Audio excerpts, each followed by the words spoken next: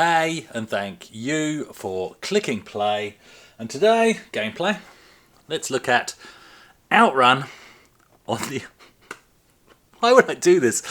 I don't want viewership to drop. Let's look at Outrun on the Amiga. It will drop because, well, let's get into it. Let's see what's in this box. Got this off a guy here in Perth, Nick. So let's see what's in this box.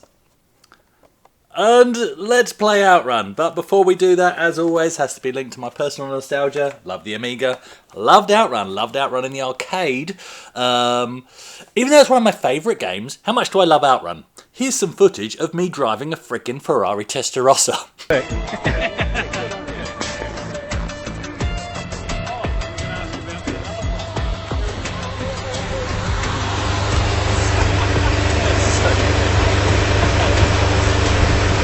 That's how much I love Outrun. And in fact, back in the day, I used to hand draw this. It was so ingrained in my memory, this back view of the Testarossa. Beautiful, beautiful car. Of course, the convertible. Ferrari only ever made one. There was a custom build. It wasn't a car you could buy, so any Ferrari Testarossas you do ever see are custom jobs. And also, this is a very particular Ferrari Testarossa as pictured here because it's got low wing mirrors, where the original Ferrari Testarossas had high or flying mirrors, only on one side originally as well. So it's a bit of a mishmash. Essentially, it's a car that doesn't really exist. It'll be interesting to see if anybody has built this exact car. I believe once you get into the game, though, the sprite then features on the arcade high mirrors, not low mirrors. So you've got all that to look out for. But I loved watching other people play it in the arcade. I was never actually that good at it myself. I was very good at Coast to Coast, the much later one.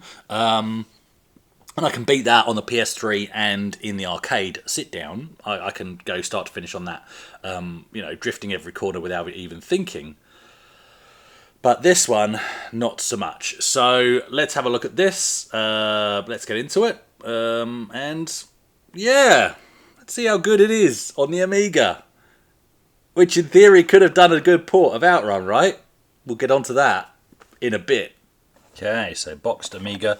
I didn't have this box actually. When I had Outrun on the Amiga originally, I had it in a dual case like this, but this is the Spectrum version. But I had the same case for both. So there we go. But I got this long box, which is a really nice shelf piece to have. And inside we have a pamphlet.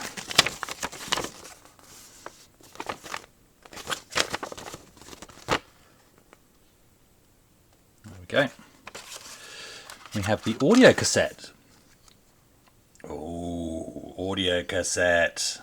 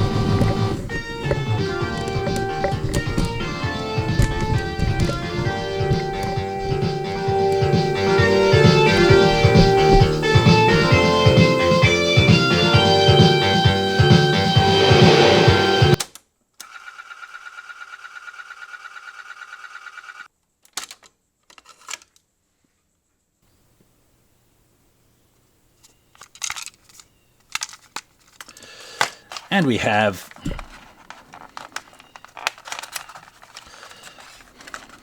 stuck in here rather convincingly the disc with a label that's sort of peeling off, but that looks like an original label to me. There we go, quick inspection, bit of a turn just to have a feel. Feels alright, and I believe I've actually loaded this one already. Okay, the Amiga's booted up. Let's put the disc in, and just a bit of transparency. This is a retake because the speakers weren't on the Amiga. The speakers that I've got plugged in, got external speakers now behind this screen because I was getting a buzz from this screen. But we need those speakers working because I need to share with you the pain. If I'm doing this, I'm taking you with me. And those of you that know what's coming. It's so bad. It's so bad. I need some coffee. Look, lovely load screen graphics. Look at this beautiful sprite. I mean, clearly we're going to get this in game, right? Like, because that looks fantastic.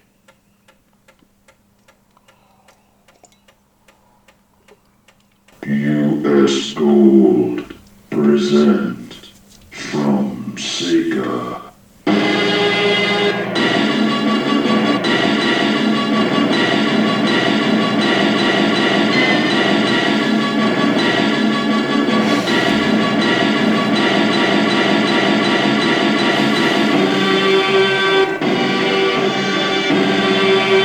Outrun.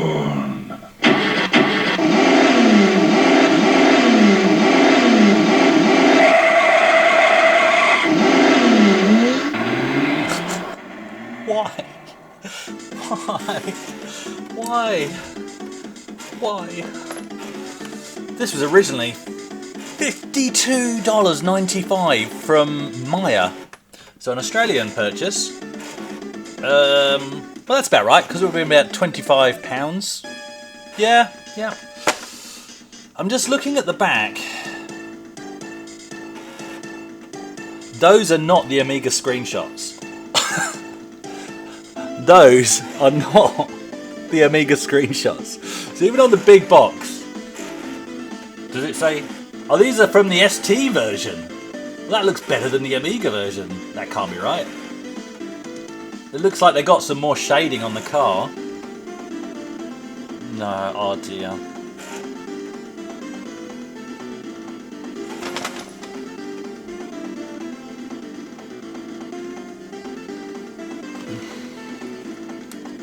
And the load time sucks. The load time sucks. It's probably quicker to load the Spectrum version off the audio cassette. There's a future video which load faster. Part B.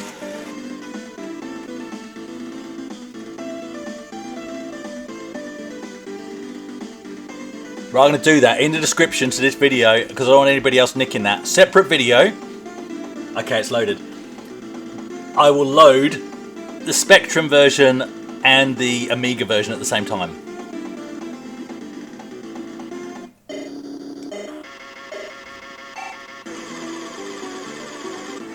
Why didn't they just use the same sprite that they... Oh. They had the pixel art right there. Let's play this monstrosity. Now, first of all, you know, most games, what are you going to do? You're going to press something. And then, what am I on Workbench? What the hell's going on? This is so bad. Anyway, look, we can go Splash Wave. We'll do that. Not Splash Wave. Is that Splash Wave? Yeah, that's Splash Wave. And we'll go game. Oh, we'll go controls. I'm going to go joystick. Why? Oh, now I've got to control this with the joystick. Of course I have. Okay, let's start. Some cars, many cars. The music's not bad.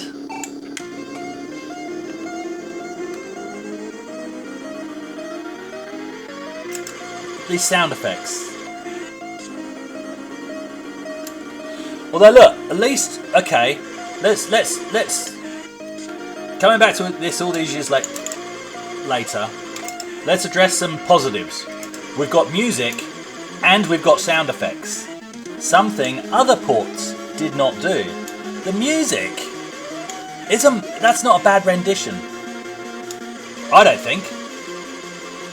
The main thing for just these sound effects and the sprite. They're terrible. They're absolutely terrible. Let's talk about the frame rate. Ironically, the speed things are going past is probably more realistic than you get in the arcade. Although I've been 200 kilometers now. I've certainly not been anywhere near 280.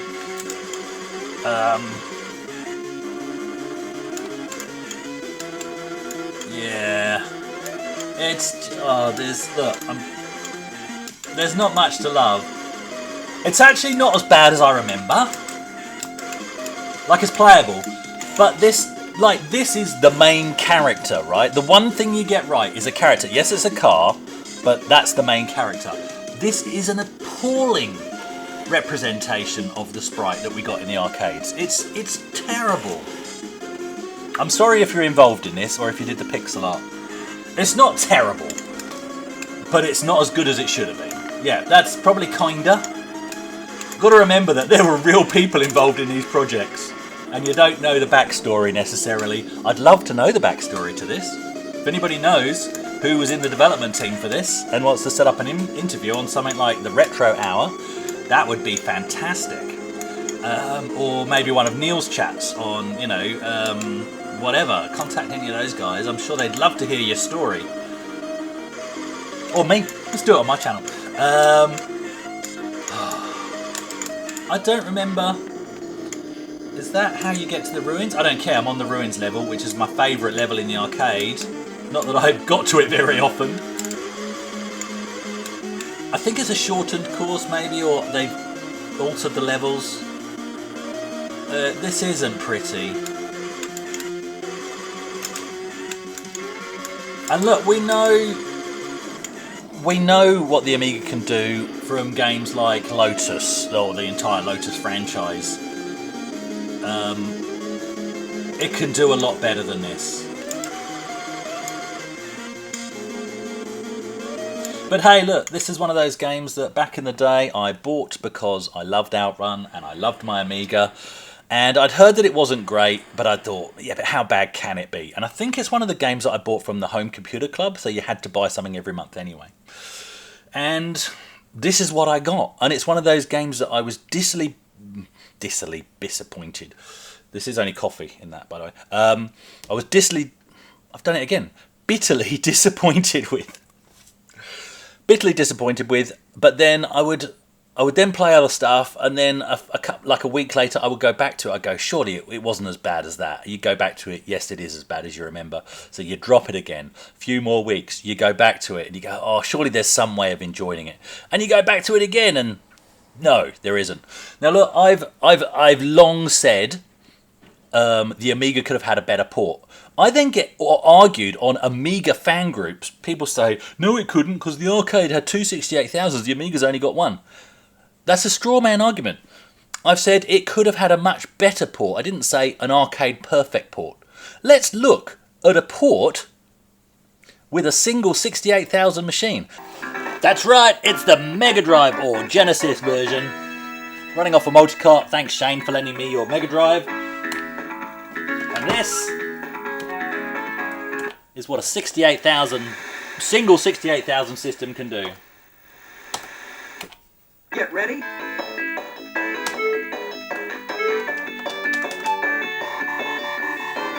Notice you don't get engine sound on the Mega Drive though. Everybody talks about the Amiga compromising between music and sound effects, so did these. Other than that though, what a beautiful port.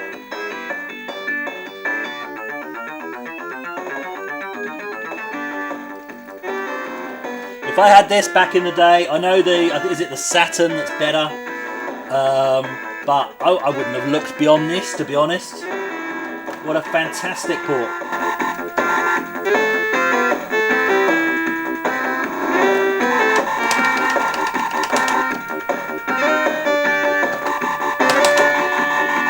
And so there you go. And isn't it interesting how the Master System had a good port, the Mega Drive had a good port. It's a Sega arcade game. Those are both Sega consoles, and they were the only serviceable, really, really, really good and and faithful recreations for the home systems were both for Sega systems. Interesting, isn't it? How every other one was completely rushed, to the point where one of the better ones, still not great, but certainly better, was for the Commodore 64, and it was literally written by a high school kid. Because they didn't care who was doing this, they just wanted to pump them out, get them on the shelves, and make their money. Utterly, utterly disappointing. There is one way to enjoy this a little bit more. Let's try it with mouse controls, because then at least you get analog steering. Oh.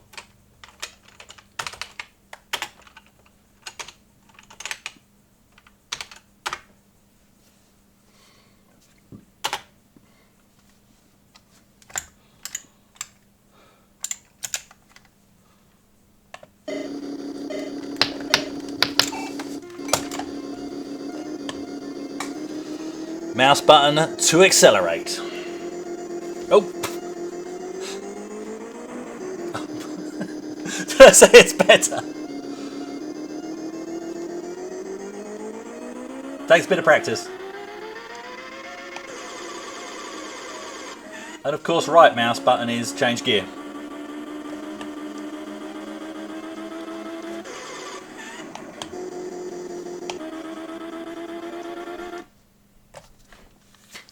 I didn't want to make it off level 1 either.